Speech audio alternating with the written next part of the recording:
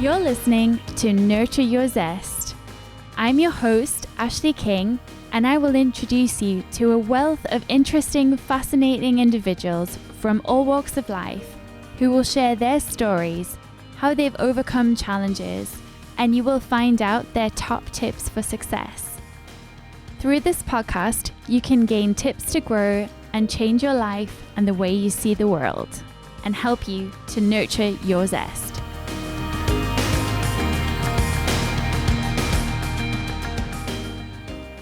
Hello everyone, and welcome to Nurture Your Zest. My name is Ashleigh King and I am the host of this live stream. For those of you who haven't listened to Nurture Your Zest before and don't know anything about me, I'll just very quickly introduce myself and introduce the show. So my name is Ashleigh King and I started podcasting around July, August last year, and then launched my podcast in September. I used to record in a professional studio, but because of COVID, have taught myself how to live stream from home. And I've actually been working with other people to help them launch their own podcasts and live streams from home. So it's been a really fun time learning how to podcast and just chatting to people from all over the world. Nurture Your Zest has been listened to by people in all sorts of different countries, but mainly North America and the UK. So I'm very excited to be back live streaming. We had a little break for a while. And so it's just great to be back online. Tonight, I'm actually joined by Lauren McWilliams, and I'm going to introduce her and then bring her online shortly. So Lauren is a photographer. She has her own startup. It's called For You Photography. So she's a brand photographer, and she takes snaps of all kinds of people from all walks of life, whether they're creatives, dancers, musicians, startup founders, entrepreneurs, all kinds of different people. So it's going to be great to chat to her. Lauren is also the co-founder of Duenna's Women, and this is an important initiative which helps to fight stereotypes in the workplace, but also provides a support for women that's much needed to help fight negativity against women by women. So we're going to chat about all sorts of things, entrepreneurship, COVID, how to keep your positivity and resilience high. And I'm just so excited to share it with you. So thanks so much for joining us, and I'll bring Lauren on now. Hey Lauren, how are you doing? Hello, I'm not too bad, thank you. Thank you so much for having me here. Oh, it's a pleasure. And I've said this to you many times, as you know, but I just love the guitars in your background. Yeah, again, they're not mine. I always have to explain that story of my fiance's. I wish I could play, but unfortunately I can't. Well, they're beautiful to look at all the same. So I think it's pretty great to have them there. Okay, so can you tell us a bit about yourself? I just did a bit of a ramble about you, but it would be nicer to hear it in your own words. Yeah, so like you say, I'm a brand photographer. My business is For You Photography. So I started in January 2019 as a startup, but I didn't officially take the plunge, if you will, into self-employment until April 2019. And that was due to my career and a few things that I'll probably go into later on. And the events of that building up meant that I needed to look for a different career option. And obviously having photography on the side was more of a hobby, but it meant that I could take that opportunity and just give it a try and hope for the best. And a year and a half looking back, I absolutely love what I do. And then on the other business that you mentioned, as a co-founder of Duenna's Women. So as you say, it's a really important initiative that I'm trying to reach out to more people, and especially to more women, that it's about women empowering each other, but it's also about challenging how women actually treat each other, especially in the workplace. And so often I'm 26 years old, and I've experienced quite a few times negative behaviour from other women within the workplace in office settings of just very childish, catty behaviour. And we got talking and decided that actually this is a really big problem that happens. And so we formed this group, and it's it's growing and growing. So we're hoping to move it on to the next level now. So I'm really excited to start talking more about this and what it means. Excellent, and I'm excited to hear more about it. I think the name Duenna's Women is very exciting. So, you know me, I love names, just like Nurture Your Zest was an unusual name. So yeah, I think it's good to chat about a few different things. I've got a bit of a structure in mind, so let's chat about photography first. Now, one thing I want to tell people, when we first met, actually, just very recently, via something called Mint Business Club, which is a business club in the northeast of England, and it's run by Nicola Jean Little and some great other members of the team. But we first met via that, and every time I saw you in training sessions and things, you always had this big smile and this big enthusiasm for learning, which is just wonderful, you know. And one of the things I wanted to ask you is, you are your own boss. You're a startup and entrepreneur. But how has COVID been for you? What have you done during this time as a photographer when you couldn't go out and take photographs of people? So really, really good question. And I guess that a lot of us have all had, especially as startups, it's been a big struggle, sorry. Especially for those that, if you started around the same time as me or just after me, then we haven't been entitled to any support from the government until yesterday. So I think it was a huge challenge to obviously even get yourself started up as a startup business, but then be faced with a huge world pandemic that literally took all of my bookings away overnight, as I'm sure they did with like many people. Your whole world's just turned upside down in 24 hours. So I had like 3 months worth of bookings for photography events, events that I was going to be taking photos of. And they just disappeared like overnight. So it was terrifying. I've got a mortgage to pay now. You know, we bought the house in January, so I was scared that was going to be affected. Like, what was going to happen for my business? Would I have to close the doors? All of those like horrible thoughts were going through my head of, I don't actually know what to do. There's no like training for this. There's no plan for this, because everyone was in the same boat of not knowing what's the next step and how do you prepare for the future when we don't really know what that looks like. So I joined, well, it was actually the last networking event that I went to. I used to go to like so many networking events every week, meet so many people across the Northeast, and it was brilliant. I loved it. But yeah, the last one that I went to was a taster session for Mint Business Club. And I've met Nicola before. I met her right at the beginning of my journey of becoming self-employed, and I was always inspired by what she was saying and the way that she speaks. She's very motivational and just speaks openly and honestly, and that to me makes a big difference. And the one thing she said, and I've said this about 5 times now in different podcasts or interviews, is that she said to me, well, not just to me, but to the full group, that, now is not the time to be quiet. Now is the time to really push all of your marketing, to put yourself out there more than ever before. Because at the end of this, when work goes back to normal, when things get back to normal, you're going to be remembered, and people will know that what you can do, what your skills are, because you haven't been quiet and just shut the doors and then expect to come back and everything be okay. And they're kind of looking for some sort of normality through this as well. So I took all of that on board, and throughout the lockdown, I used that time to really spend my time learning about myself, a lot of personal development. I joined Mint Business Club, and it really helped me to get involved with all the training. As you mentioned, I think you joined like quite recently after me, maybe a few weeks after. So I really just put my head down and got involved in all the training, getting to know people, and from that, just adapting all of the parts of my business that probably needed some attention and TLC that I just couldn't give before because I was working. So now I had no excuse that I wasn't working. I could actually put my mind to doing my website, redoing my blog, reconnecting with people and learning about my audience as well. that was hot. It's boiling. It is. It's very hot in the northeast. Yeah, absolutely. We're not used to it. Thank you we're not. No, thank you so much, Lauren. It's great to hear your attitude and your positivity, over the lockdown period as a new startup.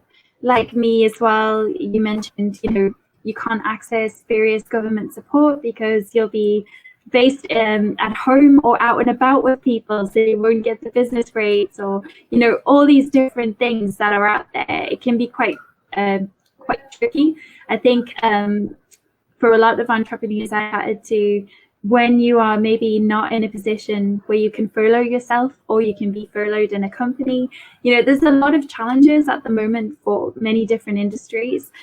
One of the things that you've done quite a lot, and it seems to have really helped as part of your marketing strategy, is to do online challenges for photography. And other challenges as well, like confidence and things like this. But you've actually done quite a few online 5-day challenges. And how have you found those to run? And, have they brought in new business for you? Yes. So at the beginning of lockdown, when I was going through that phase that I was talking about of not really knowing what to do, I originally set up a group for parents, because obviously at the beginning, nobody really knew how long this was going to go on for. So I thought it was going to be maybe 6 weeks of children being at home and not having any tasks to do. So I set up a children's group with daily challenges, competitions, that sort of thing. And then following on from that, that isn't my target audience. So I knew that I had to kind of like draw that to an end. So I'm very spontaneous. And when I get an idea in my head, I'm so excited about it. So I kind of just throw it out there and hope for the best of whether it'll work or not. So it was a Sunday evening, and I remember thinking, do you know, I should do a 5-day challenge. I've been wanting to do one for a while. So I made it up on the Sunday and I went live with it on Monday. So there was no marketing, there was no plan in place. It was kind of just do it and get the feedback from it. And then hopefully from that feedback, I can develop it in the future if that's what people want. So I think I had about 40 people join me the first time, but it was often like people that I already knew from networking, from my own like circles of friends who had businesses, so they all joined in. And I got such amazing feedback of really understanding what I knew and my knowledge, because I think when you go to a networking event, they often say like stand up and talk about yourself for 60 seconds. And I think you know me well enough now, Ashleigh, that I struggle to talk for 60 seconds and not shut up after that. So this way it meant that I had a full week to talk to people and really tell them what I knew and how I could help them and their businesses to be more present with their personal brand and what did that mean. So it went really well. And then I've done another one since, and we had nearly 60 people in the group. So it wasn't huge amounts of people, but they were all engaging, which was the biggest part for me. And at the end of it, I've had so many more inquiries. I was fully booked for July, fully booked for August, and I'm nearly fully booked for September now. So it's made a huge difference to people really building trust with me, to learn how I can actually help them to develop their brand and help them be noticed more online through their photography. Absolutely. That's amazing what you said earlier about, now's the time to market yourself and to keep present in people's minds. And that's a perfect example of how we've stayed consistently putting out content, telling people about things they can do. So not necessarily that they have to work with you, but that they can do stuff themselves. And here's a challenge, or here's some tips. I think a lot of people want to actually give things a go themselves, and then they give it a try, and then they realize, oh wow, I need some help here. Can you help me? So yeah, I think that's really nice actually, and it's interesting to hear about the challenges, because I'm really curious looking at the online e-learning industry. It seems to just be booming. You can sell courses, you can sell all sorts online now, and I think 5-day challenges are a great way to build trust with your audience. So that seems like a really cool idea. I'll have to try one out. It's on my list. It's just courage to do it, and to fit it in. I definitely recommend it because it, like you say, it builds that trust, but also it helps you to learn what's needed from your audience. So what are their struggles, or what are they unsure about, and that sort of thing. Like what do they find challenging? So you can really learn those different points and then develop your course if it's a paid course. So it's a great way to like have a sales funnel, if you will. Absolutely. Yeah, I think that's a great tip. Okay, so we chatted about startups and we chatted about, how you've coped through lockdown, and it sounds like it's been a lot of self-development. And I think that's quite powerful, because actually when you start to look inside, whether it's your business or actually your personal stuff, it can start to be you can get stuck in all the bits you have to do, and it can be quite overwhelming. So do you have any tips for any new startups, or even just anyone struggling through lockdown now, feeling down, on how you kind of got through any of that personal development and reflection? I think one of the biggest things that I've learned through this is about the amount of pressure that you put on yourself. So I think regardless of lockdown or whatever experience we're going through, within business, it doesn't matter what your background is, we're all constantly learning. So I often come across people who will say, I can't do this, or I'm too old to do that, or, they tell themselves they can't do it. But actually, what I advise them is just take one step at a time and just practice that one small task. And when you've completed that, you're going to feel amazing. So then move on to the next one. So you can't learn everything all at once and expect it to be perfect. So I think just giving yourself small little tasks and ticking them off one by one in your own time as well, instead of putting so much pressure on yourself to be perfect, that nobody is perfect. So I think just giving yourself that encouragement that you've done amazing so far, but you just need to tick off those little tiny points and do it in a time that's reasonable. Exactly. I think done is always better than perfect. I've had to learn that lesson a lot. I really struggle with that, and it's a good way to, to keep learning. We've had some hellos from Corinne. Hi, Corinne. And also from Sam Hunter. Nice to see Sam. So Samantha's also part of Mint Business Club with us. It's a really great place to network and actually meet really supportive friends. So we're really, really lucky, I think, to have that. Speaking of friends, the Duenna's Woman that you were talking about, Lauren, you've launched that with some friends, right? Is that correct? So originally we launched it was just myself and my neighbour who got married yesterday, which is amazing. Shout out to her. Yes, it's a big shout out to Kat Brooks. So me and Kat, we were neighbours. We lived across from each other, and she's a little bit older than me, but she was going through these experiences that were so similar to what she'd actually supported me with for over the past 6 months.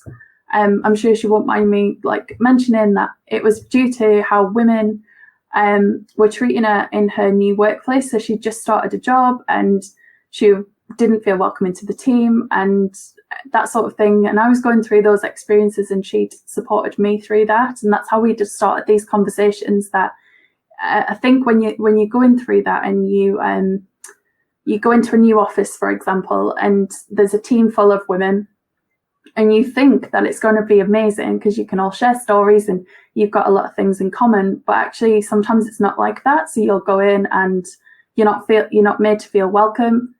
You're different, so you don't have anything in common with them, and so they kind of outcast you from that group. And because you're the new one, you've got to prove yourself to be in that group. So we got chatting about those things, and when you're going through it, it's kind of questioning yourself: is if this keeps happening to me, then there's something wrong with me.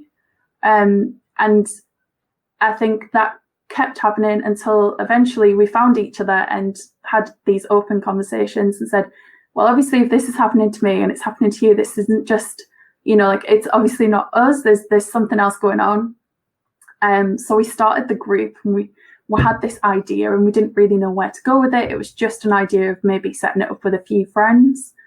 So we invited a few people on our Facebooks to see where it would go. And eventually, I think within the first like month or so, it went over 100 people had joined, and were saying, having conversations from networking or from just chatting in the street to people's parents, to like younger people, to older people, saying, you know, like, we've been through this and we've never heard anyone else talk about it openly, and we've never heard about support from it either. That actually women should be encouraging each other to do well. And if you've got a younger team member coming onto the group and they're trying to better their career, we should be like holding their hand and supporting them and cheering them on. But in fact, they were competing against each other and just not being very nice. So that was how Duenna's Women had started. Since then, Kat went on and she moved to Canada and is living her best life by the looks of it. She's really, well, she's put beautiful photos on of all the landscapes and everything that she's done the traveling. So I really wanted to continue. I didn't want it to just stop. I wanted to continue what we'd started. So I asked for people to help me, because I couldn't do it on my own as well as my startup. So we got 3 of the ladies that have come in and helped me, and we've all got very different stories and backgrounds. And from that, we now do monthly themes, monthly events, and it's just growing onwards and upwards from there. I think it's a beautiful initiative, and I think it raises a lot of questions as well. So, for example, you know, I know that one of the things that both Lauren and I have in common is equality, diversity, and inclusion. We have interests in that work and in the people we work with and the communities we work with. And one of the things when you think about equality is gender equality and the workplace, and, you know, the same equal pay and all these different things. So it's really interesting that actually the idea of women and the way women support women, that whole concept, you're right, it isn't really talked about, because it's just assumed that you would actually support each other. And I think it happens all the time in organizations, whether it's and I know you're doing a theme at the moment about stereotypes in the workplace. So it could be something like a new woman might start in a team. Yeah. And immediately someone might say, well, are you with someone? Are you married? Are you, you know, and it's like, if you're married, maybe you are more settled down, or maybe you're more trustworthy because you're not going to chase after the boss, or, you know, it's where do these kind of thoughts and patterns come from? Actually, I remember a friend starting in a job and being asked, you know, did she have a boyfriend? And she said, well, actually, no, I have a girlfriend. And it was like such a shock, but, you know, it was a very private question and she didn't really want to answer it. So I think we all have behaviors to think about and reflect on when it comes to how we as women treat each other. Have you found, since starting this journey with Duenna's Women, that you've started to reflect on any of your own behaviour in past organisations? I think even from childhood, like from school, I always felt like I wasn't a girly girl. I didn't enjoy, I put makeup on, but I didn't enjoy being like a very feminine girl with pretty dresses and, you know, hair and makeup being done every single day. I was never that type of girl. So I always struggle when it was a group of girls who were, you know, very high maintenance and they look beautiful and they do their hair, their makeup, and their appearance really matters for whatever reason. And so right from school, I had those problems. And then going into college and then university, I had lots of feminine friends who were like that. But I would struggle to have conversations and like know what they were talking about when they talked about certain makeup brands, and they would be so excited about this and I wanted to be, but I just didn't have a clue what they were talking about. And it's still the same now. I understand obviously about different makeup brands, but I don't follow it. So I would often start talking about football and things like that, and they would be like, what? Because they didn't follow what I was interested in, and that's fair enough. But the differences were just so apparent that then it becomes a problem. So I would then stop talking and push myself out as well. So I noticed that of having my own boundaries in place. And since becoming self-employed, I've definitely noticed how much more supportive women have been. Maybe because the majority, if not every single person that I've met since they've become self-employed, have all got a story to tell. So they don't just wake up one day and say, right, I'm going to be self-employed. They've done it because they've been through a position or a situation that's meant they've led to being their own boss, or, you know, taking back control if they've not had that in the past, or just deciding enough's enough with their workplace and the situation they've been in. So I think maybe it's that now these women are kind of like similar to me, and I've found people that have got similar interests, so I can have really genuine conversations rather than just smiling and nodding along because I feel like I have to. And we've got things more in common. So I definitely think I've noticed different behaviours from the working place and school, college, uni, compared to the women that I'm now meeting through business. It's very interesting to hear your journey and your reflections, and also, you know, I'm a very girly girl, so it's really interesting to hear your perspective as someone who's more of a tomboy or into football and stuff like that. Because I know for me, I just smile and nod when people talk about football, so that's quite, it's a bit of a swap over. But yeah, I think having a space to talk to people about these things. And I think it's really important, whatever age you are. I think as women, we do kind of judge each other and treat each other a certain way in the workplace. I know one of my favourite professors at Newcastle University, Sharon Maven, she's the head of the business school there. She's done a lot of research on gender and the way women treat each other in the workplace.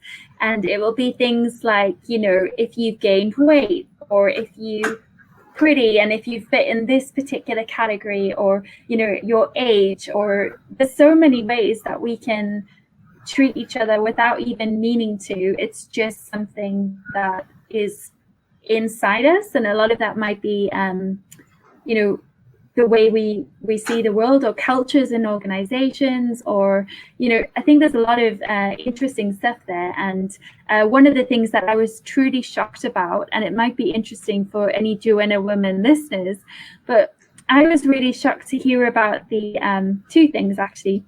There's something called the tiara syndrome, which is where you almost have a princess crown on and you just want someone to save you all the time, and you know, like, you'll do a great job at work or things, but you just want to be noticed, or you want someone to see how sparkly your tiara is. And that was something that really shocked me to hear about, that was even like a concept. And then the other thing was this idea of the busy bee. So I would say we're both actually quite busy, Lauren. We have a lot of interests and, you know, enthusiastic about different projects. But it's this idea of the queen bee, the busy bee, all of these books and these notebooks you can buy. I am so busy. And it's glorifying this idea of just running around all the time. And actually, peace, you know, what about that balance and well-being? And that's a really important point, is if you are running around all the time, you're going to be shattered. Definitely. I think especially, like, obviously it can happen for male and female, but especially for females now, I'd say modern day females, like, in the past we've always been expected to be a mother and, you know, be married by a certain age and have so many children and you know, be the caregiver at home. Whereas now a lot of women are actually owning their own business, and not just having one business. A lot of women have more than one business. Their parents, their grandparents, they're juggling so many different things that I think more people need to realize, like, we also need a break. You know, we need to take some time for ourselves, and like you say, if instead of being glorified that we are doing so many things, is actually give us some time to think about ourselves and look after ourselves, because you can't keep going, you can't keep doing all those things, because eventually you're going to break down and stop. So I think, and that's just like a message to ourselves rather than to everybody else, but it is a message to ourselves. And I know that I'm guilty of doing it. I do so much that I tend to get to like 10:30 at night and I'm still messaging people about work, and I'm like, I need to stop doing this, because then I'm neglecting my relationship, I'm neglecting myself, because I've not been able to switch off. So then I start thinking about things, and we put so much pressure. I said at the beginning, we put so much pressure on ourselves to be this sort of person. And if marketing resources and stationery are glorifying that, then we're working towards that and thinking that if you're not a busy bee, then what does that make you? Are they not good enough because they're not juggling 5 different things at once? So I think there definitely needs to be a balance. I think you're right in saying that. Yeah, it's very interesting how our brains work and just the way society works. And I think COVID has created this opportunity to really reflect on everything. At least it has for me and a lot of people I've chatted to, this idea of the world as it was with this busy bee type thing. Yeah. It's actually people more and more are saying, I need some help, or I need some time, or I just need to have a break. You mentioned about going to hundreds of networking events. I'm the same. I used to go to 3 or 4 a day. And I look back now and I think, oh my goodness, like that's a lot of networking. But it also goes to show how, without that, no wonder people are feeling a little bit down if they're used to that interaction and buzz with people and running around and, getting all that energy, to then just have your same 4 walls and your one person that you see every day, that's quite a difference. I completely agree. I think it kind of went from one extreme to the other of being that person that's ran around, and I don't drive, so I get public transport everywhere, and I was nipping into Newcastle and going to like 2 or 3 networking events, then back on the bus or the metro home, and then have a call with somebody or doing a photo shoot. You're doing so much, but now it's kind of gone to the other extreme. So especially through lockdown, we've been forced to be online. So I was doing 4 to 6 Zoom calls a day. Can't get my words out. And that I realized very quickly that was so exhausting. To when you're in person, you can be yourself and, chat and speak to who you want to speak to in the room. But when you're on a Zoom call, you've got to concentrate on your face of what are your expressions, and, being nice and smiling and making sure that they know you're engaging with their conversation. I struggle because I feel like I want to make eye contact with you. So I'm talking to the screen, like I'm looking into your eyes, rather than looking into the camera. And it's that sort of thing, is like we're concentrating so hard on an individual call and not having that break or that time out. And it's also equally exhausting to get to the end of the day and just switch off from technology, because we've been forced to be online. Otherwise you are trapped at home with the only person you live with, or nobody at all. So it's like getting the balance right of what works for you as well.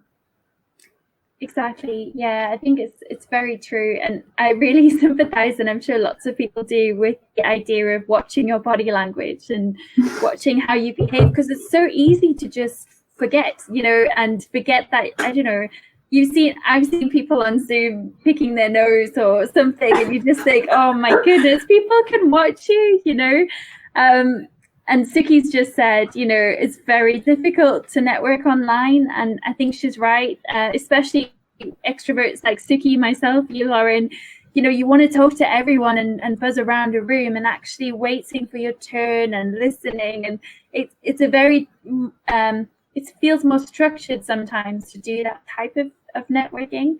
And I think there might be sometimes opportunities lost doing it that way, but it's really interesting.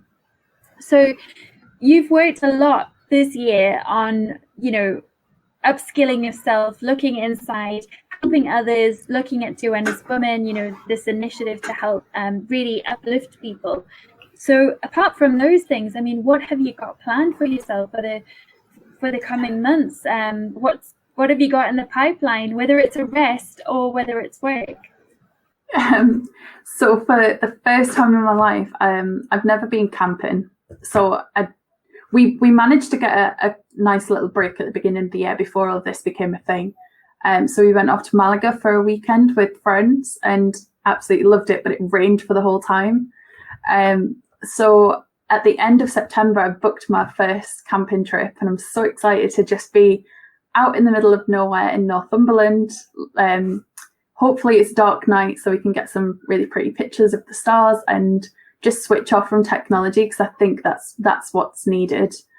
So that's the personal side of things. And then for the professional side of things is to just keep going and supporting as many businesses as I can to help to promote their brand through photography. So that might be a case of supporting them with branded stock photography. So instead of just using very generic images, it's about creating a collection of images that they can use and add text and put that onto their Instagram.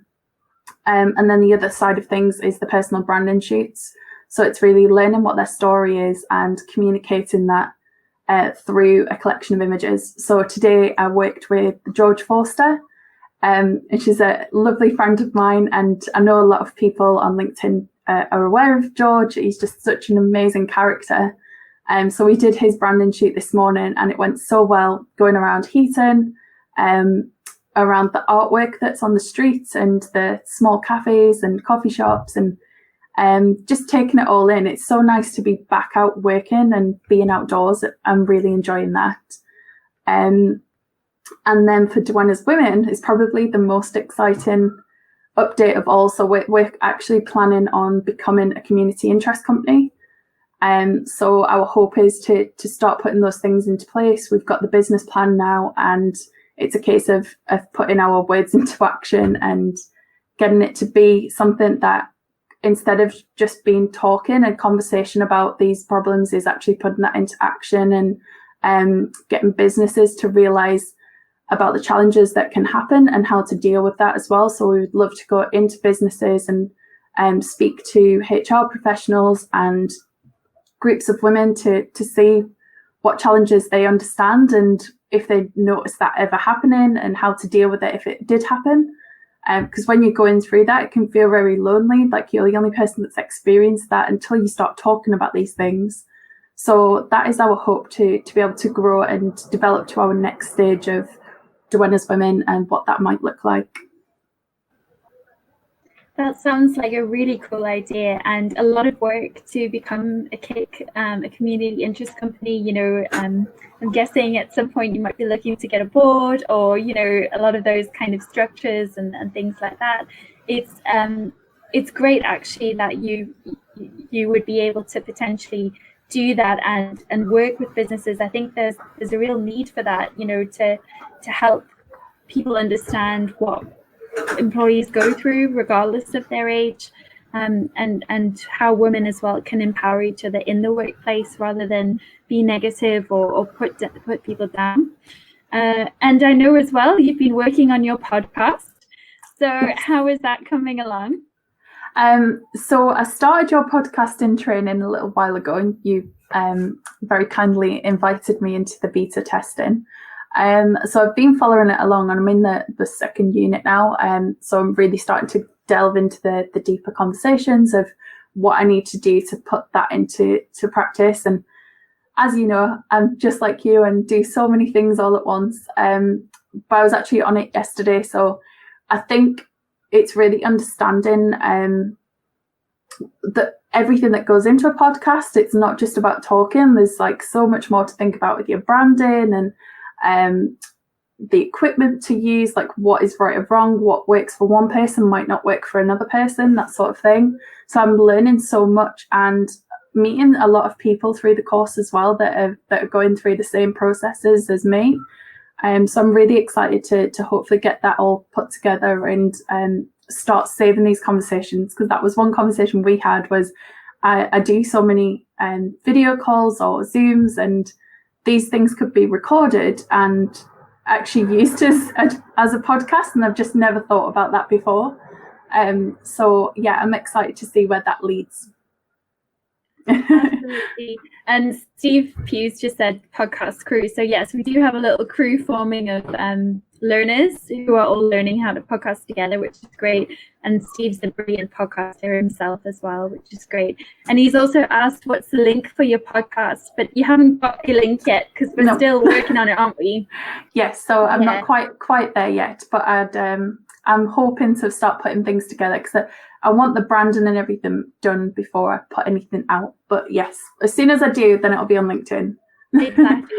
Well, yeah, and it has been really fun actually to do the course, and it's been a journey for me as well, because to put together an online course, I think it's the same as a podcast. You have so much fear about putting yourself out there, and what if people don't buy it, and what if they don't like you, and what if your content's not good? And the thing is, we can get so stuck on our what ifs that if we don't actually just do things, we just get really stuck. So that's where it's really nice to have beta testers and a crew of people who are kind of going to say, actually this bit could be improved, or that bit, or that kind of thing. So I think it's really a good point what you said actually, Lauren, about the feeling of needing to learn everything and do everything, because yes, there's so much at the moment as well of access this free course here, do this there, free challenge, all of this kind of thing. But yeah, I think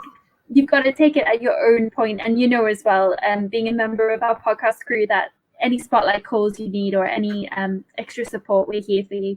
And you're also very fortunate to have a good friend in our technical advisor, Joel, who does video editing, so you should be able to get all your editing done. Sam's just said she can't wait for the podcast. This is extra pressure. Yeah. Well, sometimes that extra pressure and interest can spur people along, right? But your podcast is going to be about Duenna's women, isn't it? It's about the stories and that sort of thing. I think with it being so unique, I definitely think that would be the one that I can have really good conversations with people and meet some really interesting women across the world, hopefully, who can talk to me about different things, and talk to maybe some of the other ambassadors that help, such as Ellen, Florian, or Kirsty. And I've got all of the ideas in my mind, but as I said before, I get so excited about all these different ideas that I really need to concentrate on one. So the other idea that we've mentioned was actually working with Joel and Hugh as well. So Hugh Roberts, he has Venview 360. So because we've all got visual businesses, but in very different ways, so photography, videography, and then 360 cameras, and viewing, that maybe that could be an interesting topic. So there's a few different exciting things in the pipeline, but we're just not there yet. Exactly. And Sam said no pressure. I think it's interesting, isn't it? When you want to do something, but you want to do so much. I know I've already got 4 podcasts, and I want to launch another one on podcasting. And I'm just like, how many do you need, really? Because for each one, you've got to do the marketing attached and the show notes. And actually, there's a lot of work in podcasting. People don't realize it's not just sitting and recording. It's planning your content, your guests, your social media posts, your editing, your sound, all of that. So I think, it's great to do, and it's fun as a way to express yourself. But try not to worry about the pressure. It's good to have fans before you start. I think that's brilliant. And I think Sam's a great fan to have. So she is. She is. Exactly. So Lauren, I'm just mindful of the time now. So I'd love to know, for anyone who wants to kind of access you, or book you for a shoot, or find out more about Duenna's Women, do you want to tell us a bit about where you like to hang out online, or how people can work with you? Yeah, so I'm quite active on most social media, but LinkedIn's probably the biggest place, along with Instagram. And then for my handles, it would be at For You Newcastle to follow and book, and foryouNewcastle.co.uk is for my photography. Then for Duenna's Women, we've got the website, and we've also got a private members group, so it's completely free to join. And we have a monthly event based on each month's theme. So as you said at the beginning, we've got this month's theme, which is all about stereotypes in the workplace. And our event, it takes place on the 27th of this month. So it's a 2-hour online Zoom call where everybody can join in. It's free to join. And we get a guest speaker. So this month is a lady who is an actual bullying mentor. So she talks about her own experiences of working in the probation service, and then how she's left her lifelong career to pursue her different businesses and become a bullying mentor to support people who have been through that experience or going through that experience, and how to deal with the aftermath of how that affects you mentally over time.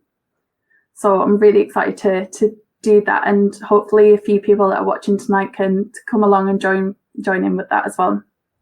It sounds like a great event to be doing, and I would love it if you'd like to, when you finish, just drop a comment in the Nurture Your Zest Facebook page, and people can find out more about that. Any links you want. It would be great to get some, people over there. It's a free challenge, so it's worth doing.